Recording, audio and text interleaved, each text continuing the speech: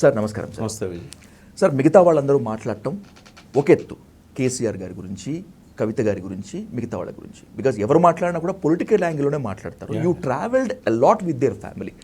Sir coming to the straight point, ఎవరు దూరం పెంచారు, ఎవరి కెరియర్ నాశనం చేసుకుంటున్నారు?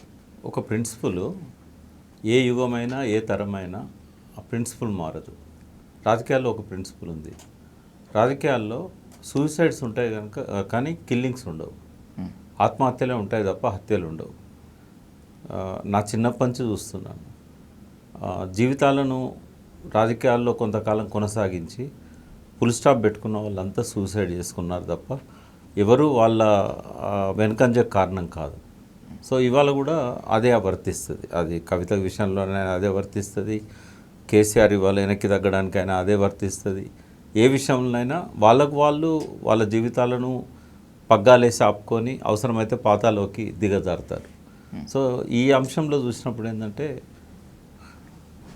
ప్రతి పార్టీకి ఒక డిసిప్లిన్ ఉంటుంది, ఉండాలి కూడా. ఉండకపోతే అది పార్టీ అనబడది. బీఆర్ఎస్ కూడా ఒక క్రమశిక్షణ ఉంది. జాతీయ పార్టీలలో కొంత స్వేచ్ఛ ఎక్కువ ఉంటుంది, కానీ అంటే బీజేపీలో ఆ స్వేచ్ఛ ఉండదు. బట్ కాంగ్రెస్ కొన్ని అట్లాంటి పార్టీలలో బీఎస్పీ కావచ్చు, వాటిలలో కొద్దిగా స్వేచ్ఛ ఉంటుంది. కానీ ఒక ప్రాంతీయ పార్టీలో పరిమితికి మించిన స్వేచ్ఛ అనేది ఉండదు. అందులో కేసీఆర్ లాంటి ఒక సమర్థవంతుడైన నాయకుని నాయకత్వంలో ఉన్న పార్టీలు అస్సలే ఉండదు. బట్ ఆమె ఆ కుటుంబ సభ్యురాలు కాబట్టి కొంత ఆ స్వేచ్ఛను అపరిమితంగా ఉపయోగించుకున్నారు. అపరిమితంగా దానికి కూడా ఒక లిమిట్ ఉంటుంది. ఇప్పుడు బయట వాళ్ళ విషయంలో ఉన్నంత స్ట్రిక్ట్గా కుటుంబ సభ్యుల విషయంలో కొన్నిసార్లు ఉండే అవకాశం ఉండదు. ఎందుకంటే బంధాలు బంధుత్వాలు అడ్డొస్తూ ఉంటాయి. మమతాన్ రాగాలు డెఫినెట్గా మనకు సంఖ్యలు వేస్తాయి. బట్ ఎక్కడైనా ఒక లిమిట్ అనేది ఉంటుంది. ఆ లిమిట్ దాటకూడదు. బట్ ఆమె లిమిట్ దాటుతున్నారు. ఓకే, అంటే ఇంటి విషయాలు రచ్చకెక్కించడం, పార్టీకి సంబంధించిన అంతర్గత విషయాలు మీడియాకి ఎక్కడం, ఒకవేళ లేక ఆమె అనుకున్నట్టుగా కేసీఆర్ పక్కన ఉన్న వాళ్ళే లీక్ చేశారు అనుకుందాం. వాళ్ళు తప్పు చేస్తే మనం చేయొద్దు కదా. వాళ్ళు క్రమశిక్షణ ఉల్లంఘిస్తే మనం ఉపయోగించవద్దు కదా. అది అట్లా ఉల్లంఘించవద్దు కదా. ముళ్ళుతో తీయాలనేది శత్రువుల విషయంలో. కానీ అంతర్గతంగా ఉండాల్సిన అంశాలను ఒకరు బయట పెడితే నేను బయట పెడతా అంటే అది నీకు నువ్వు విచ్ఛిన్నం చేసుకోవడం అవుతుంది. ఆమె మీద నాకు సంపూర్ణమైన గౌరవం ఉంది, ప్రేమ ఉంది, అభిమానం ఉంది. బట్ ఆమె చేస్తున్నది మాత్రం ఎక్కిన కొమ్మని నరుకోవడమే.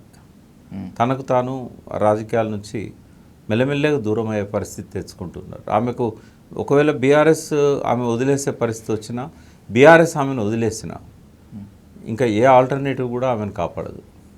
పోవచ్చు, ఏ పార్టీ అయినా కళ్ళు మూసుకొని తీసుకుంటారు. ఆమెకున్న ప్రతిభ కావచ్చు, ఆమెకున్న ప్యాషన్ కావచ్చు, ఆమెకున్న ఫ్యామిలీ బ్యాక్గ్రౌండ్ కావచ్చు, ఎవరైనా తీసుకుంటారు. కానీ ఈ గౌరవం అక్కడ దొరకదు.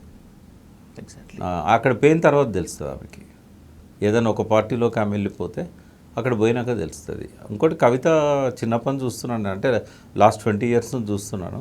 ఆమె ఒక చట్రంలో ఇమిడే స్వభావం ఉన్న మనిషి అసలే కాదు.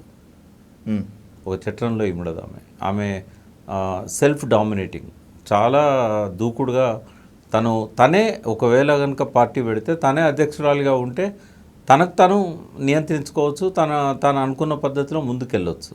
బట్ ఇప్పుడు ఆ స్పేస్ లేదు తెలంగాణలో ఒక పార్టీకి, అందులో కుటుంబ సభ్యురాలు పెట్టే పార్టీకి అసలే స్పేస్ లేదు. స్పేస్ కొంచెము బీసీలకు ఉండే, ఓకే, బట్ చేతులారా పోగొట్టుకున్నారు.